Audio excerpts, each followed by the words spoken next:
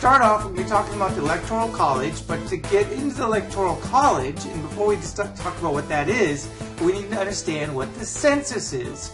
The census is every 10 years, there's this massive epic head count to find out if we have the proper amount of House districts. There's supposed to be about 575,000 people in a district. If you take the entire population of America and divide it by 435, which is how many House representatives we have at the moment, you'd get about 575,000. Now, that's not a precise number. It can be close to it, but that's about where it needs to be. If it's too much bigger than that, as reported by the census, then it needs to be chopped up and shrunk, and people move to a different district, redraw the lines. Or you could take the district and make it bigger, maybe merge two of them that have shrunk to be too small for 575,000, so you could add them together. And all kinds of other ways to try to make that work.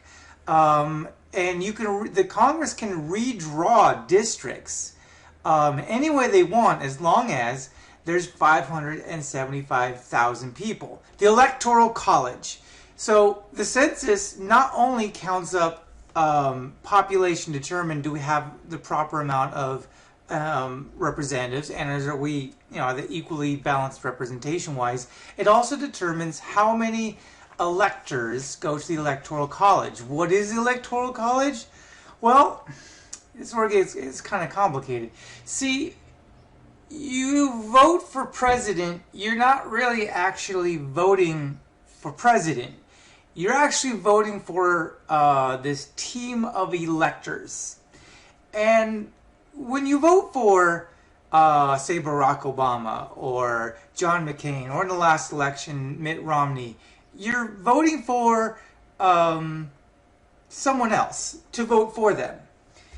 I know, it's kind of strange, but you're not voting directly for them. In fact, it has happened in history that 3 times, in fact, where the person who won the presidency did not have a majority of people's votes, but because they had enough electoral votes, that's what determines who's president. Not your vote. Your vote does not determine who wins president. The Electoral College does. So, the goal is to get 270 votes.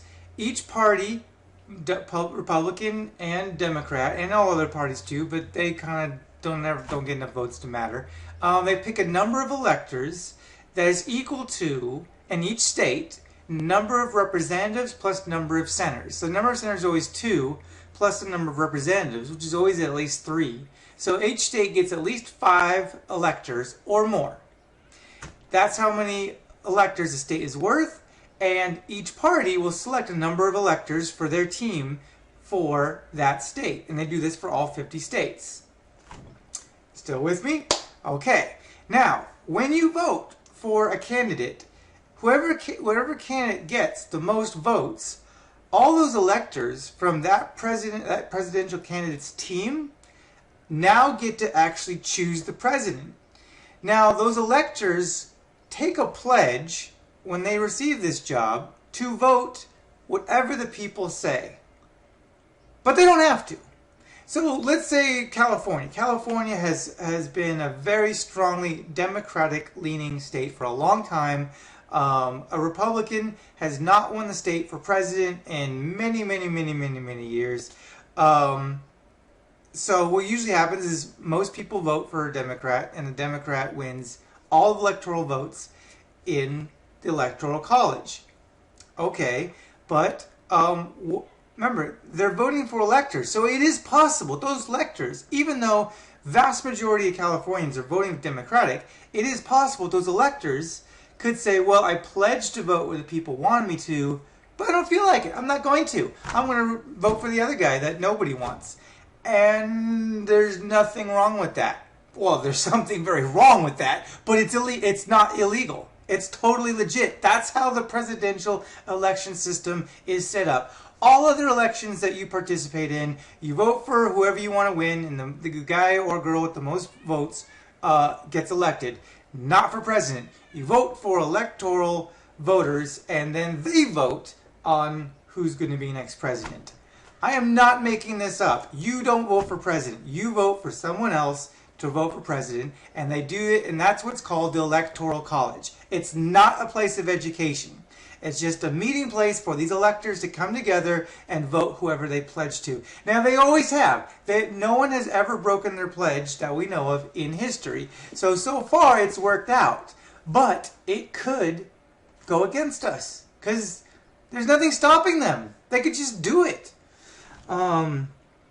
Because they're not required to vote for who they pledged for. Because again, it's happened 3 times.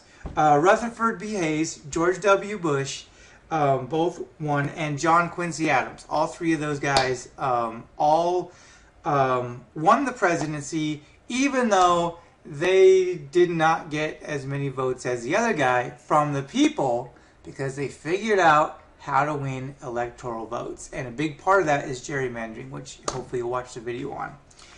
Okay, I'm sure you will have lots and lots of questions about that in class, because that's probably blowing your mind and it's probably confusing.